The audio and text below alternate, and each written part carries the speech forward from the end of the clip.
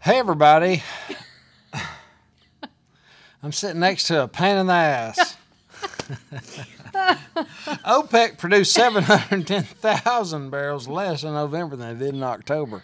And we're going to talk about oil and the crappy jobs that are coming out. They're not high-paying jobs. They're not jobs that I would want.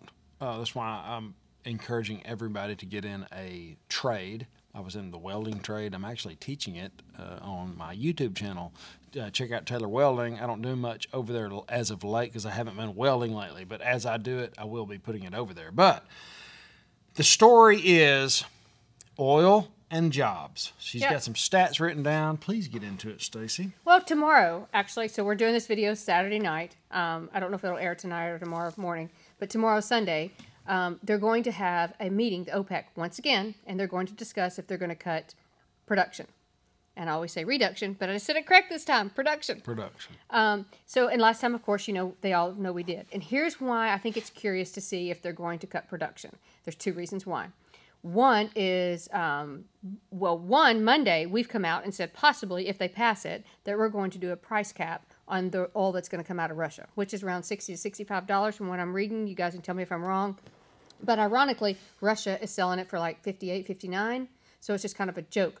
But I guess it's made OPEC angry that we would have the gall to say, hey, we're going to put a cap on something. It's not your right to do that. So they're said, well, then they possibly will cut reduction again, which I can't blame them. Well, it seems like to me, and I've said this on the channel many times, anything under $100 a barrel for oil is going to be a deal in the Thunderdome. Now, I'm not saying we're all the way in the Thunderdome now, but we are in the descent, and these people see that. Why would they put a cap on their oil production? That would be, to me, this is making a lowball offer. It is, and then you've got another, and we won't even we'll go into the factor in a minute, just bypassing the dollars. We'll go into that in a second. But you got a second factor that also Monday the EU is going to do another sanction. So apparently the first sanction they didn't think was strong enough because other countries were finding, or companies were finding backdoor ways to still get into the EU, provide the Russia oil, which you can't blame them for doing that. So there's going to be stronger sanctions. So all these factors that are going to play in, I'm curious to see what's going to happen. The meeting will be virtual tomorrow. I'm curious to see what's going to come out of it. Hopefully there'll be something that'll come out of it that, can give us some kind of information, indicator of what's going on. I know Italy has come out and said they're so concerned that they are possibly thinking about nationalizing one of their refineries. That's big. That's huge. Big. Nationalizing oil is a big freaking deal. And I know some really intelligent people that says it's going to happen here one day. It possibly could. So I don't know. Anyway, we'll see. It was just like kind of a blip under the radar, and I had to kind of dig to find that article. And then the second one was Germany. Of course, as we go again, whenever this starts hitting the fan like this, then they start going, okay, where's my next shipment coming from? We're only 4 to 5 days away. We're going to go cold this winter. That's just a domino effect. Even Poland has stepped up and said that they want the cap to be $30 versus $60 to $65. So it's just an interesting... I'd like for it to be $30 too. Well, it's just an interesting... I'd like for it to be free. Wouldn't that be nice? I'm serious. What you want and get's two different things. Yeah. Well, it's something interesting that I'm going to be watching for tomorrow, the next day or two. But that and in the jobs market and different things like that. Yeah. Well, before we get into the job market, understand that oil, really diesel fuel. Yeah. Diesel fuel is the lifeblood of the economy. It comes from oil. It is. And when... it's such a strange environment. Oil's way high and then it comes back down, but the prices to buy diesel are still high. Mm-hmm. It's really weird, and I just can't help but think how good life could be if we just drilled for the oil that was under our feet instead of paying other countries to do it that have no regulations. Yep. Why would we overregulate what's in the U.S.? Yep. Just completely crush the system. It doesn't make any sense, and I can't help but think that it's all bought and paid for, if you know what I mean. So backdoor deals, pockets lined. It's hard for me to follow this when I know the right answer. Yeah, it is. It is. There's so many jobs that could be here. There's so many. We could be so secure financially in so many different areas. Unfortunately, that's not the case. But I'm interested to see what OPEC's going to do. But in the meantime, just know, Yep. it's kind of a side note, I'm building skids. I've got one right here. We're building skids that run off of natural gas. The motor runs off of natural gas that supplies air, because ESG, the whole environmental green weenie movement, is pushing us to not emit natural gas into the air, and that's what we used to run our valves off of. Our little actuators and stuff used to run off natural gas. Now they're saying you can't emit that into the atmosphere. You have to use air. So we just make the motors run off natural gas, and we use air. I'm making money off of it, is what I'm trying to tell you. That's the way you have to look at these things. You have to bob and weave constantly. Nothing's ever the same. Just reposition yourself to try to get into the Thunderdome as healthy as possible. So speaking of that, let's talk about the job market, because that is exactly what's going on in the job market. You're going to have to think outside the box. Interestingly enough, the job market, from what I could read properly, and by the way, I want to give Jack nobody special credit for this. I was watching your video. Go, Jack. He's about he to is. pass us. Oh, he may have already. That's I don't okay. know. But I like to see good people pass me. You have some really good information. So I was watching your video, and so I started doing some research a little bit more on some of your video that you did about the job, employment and all that kind of stuff, what's going on. And you're right. Actually, the job market, it came out, it was higher than what they thought. And you were so right also that the jobs that are coming into the system right now are extremely lower paying jobs. They're hotels, they're restaurants, they're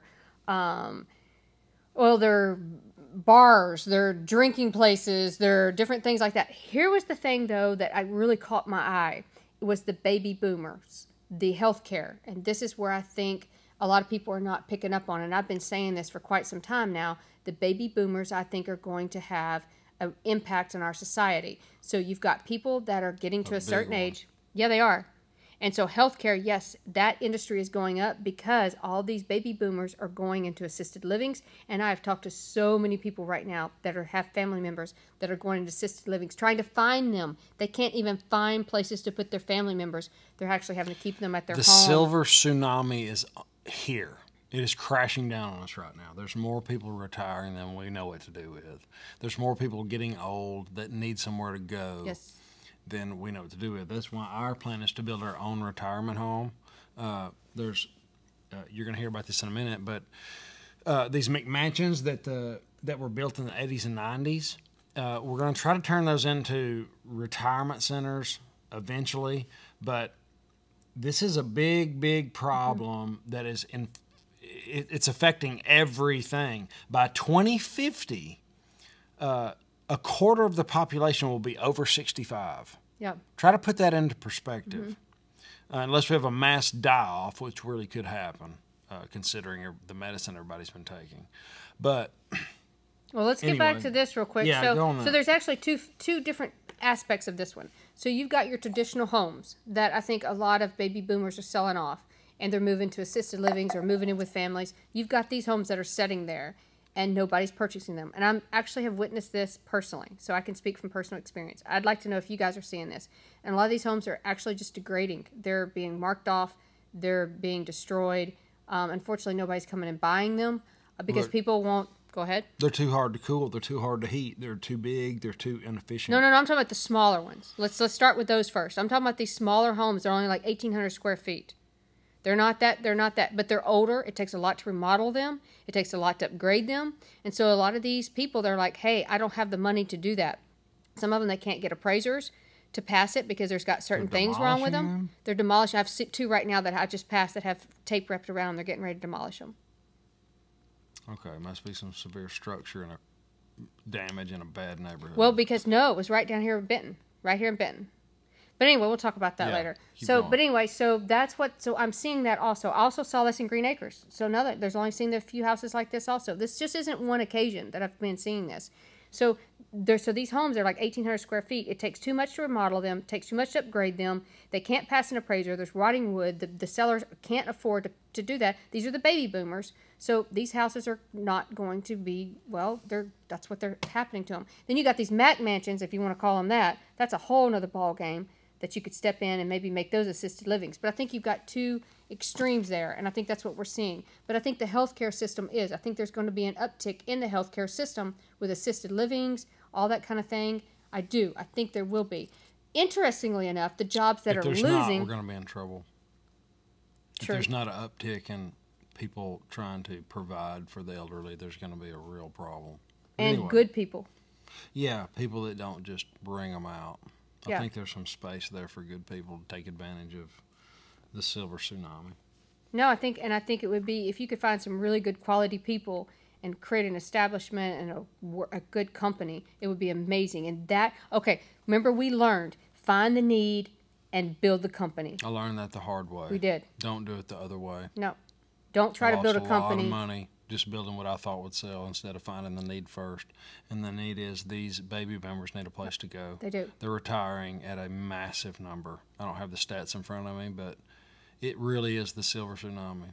And I have a lot of friends and their mothers and their fathers. I guess we're at the age now where we're starting to see our friends have to deal with their parents. Yes. My parents are not that old yet, but in 10 years, It's something you have to think about. Yeah. It's something. Now. Right now. Don't Right. put it off like Richard, my buddy. Right, and he ended up in that Ended government up in a assistant. government-assisted death box. It was awful. So, yeah, start looking after your elderly right now. Start thinking about it, what you can do right now and provide for the elderly people in the future. No, I agree. So I think this is a job, though, that is overlooked, and I think this is a possibility, and I think this is also a business. This is an what's the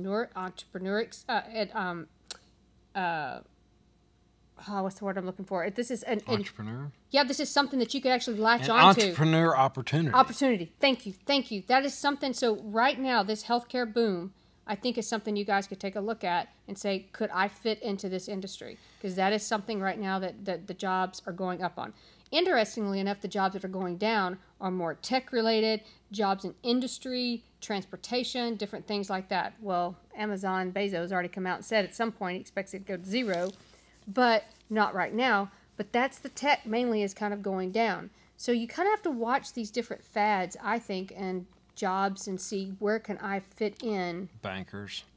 Lenders right now are struggling. They extremely are. I talked to one the other day. You young guys, if you're watching us and you have enough time, I would say if you're 70, don't worry about learning a new trade. But if you can get a trade, that makes a massive side hustle. I mean, it's amazing what you can do with the trade. And the people that are in trades are dwindling fast. I mean, weak men have created hard times, and the weak don't do trades. So jump in a trade. Make a hand where you can, and you will notice, whoa, I can make a lot of money doing this. I've got a welding channel. It's called Taylor Welding. Check it out. I don't do much over there at the moment, only because I'm not welding anything. I'm doing everything else, but I am going to get back over there. But there's a ton of content already there that you can start consuming and get ready to provide. It's a great way to provide for your family when these tech companies and these fugazi things are going away. People still need people to do things. They need people that actually produce something. Right. Because machines can produce everything else pretty much. Could come to that point, which we discussed the other day. But I think that's one of the biggest lessons we've learned is find the need and then provide the need, provide the solution to the need. But anyway, that's just kind of something we've learned today. Everything that's going on with OPEC, everything that's kind of going on with the jobs industry, that's just kind of a little tip. Maybe just look at the healthcare industry, see if that's something that you maybe have a niche that you could, I don't know, provide something of value. And that's pretty much everything that I had. Yeah, like she said, find the need and find where you fit in. Yep. A few solutions right now is what I like to give at the end of these videos. Okay. Is a need in the future, I think, is going to be real estate cleanup, like a property cleanup. All you need is a truck and a trailer, and Yep. you can clean up. You can reach out to the bank and say, hey, if you have a foreclosure, let me know, and I'll clean it up for you. And if you need something fixed, I've got a list of subcontractors that can fix that for you. I'm going to be doing that in the future. I probably could be doing it right now, but I've got too much other stuff going on. You can get a trade. Handyman, that's what I mentioned on my Discord channel. there's such a need for people that can just show up and fix a faucet. I mean, the population can't do anything. They're just helpless. Show up and fix a faucet. Show up and just, what? Can I say something in that respect too? Show up. Yeah. When you say you're going to show up, show up. Do what you say you're going to do. Keep going. That is like huge. You will get your reputation out there and just show up. Well, this is off topic, but it goes with what we're saying now. If you'll start doing what you say, people will start freaking out when you say what you're going to do. When you say, I'm going to do this, and they don't really know if it's right or not, they're going to be like, holy crap, he's fixing to do it. What's going to happen? People start freaking out, and it's a really good feeling to know that, hey, if he says he's going to do it, he's going to do it. So, okay, we're going to go way off topic. Yeah, we're going to way off topic. You ready? Okay. He said, talking about saying something, you're going to do something, and you're actually going to do it. I put him to the test. When we got married, he said, this is way off top of the end of the video. If you made it to the end of the video, you can laugh at this. Yeah, hit the like button. He said... And hashtag I laughed. He said, hey, we're getting married. Let's sell everything we own and let's move into an RV. Or no, it was a fifth wheel. And he said, let's travel the first year of our life. And I said, seriously? He goes, yeah, let's do it. Well, I called him on it. He came home. And I had sold all the furniture. You sold everything. It was gone. And I said, where's the fifth wheel? Let's go. That's the truth. This is gospel, guys. This is the truth. I came home from work, and I looked around. The couch was gone. And the bed her shoes was gone. were piled. The one she wanted to keep was piled up. Everything was gone. She's like, all right, I'm ready. And I was like, oh, man, this just got real. We moved in a camper. Just, I guess, Brand married. Newly married. Freshly married, yeah. And Couple days married. And it was just, it was like no holds barred. It was an experience. It was like being in the octagon. You couldn't get out. You couldn't get out of the mess I put myself in.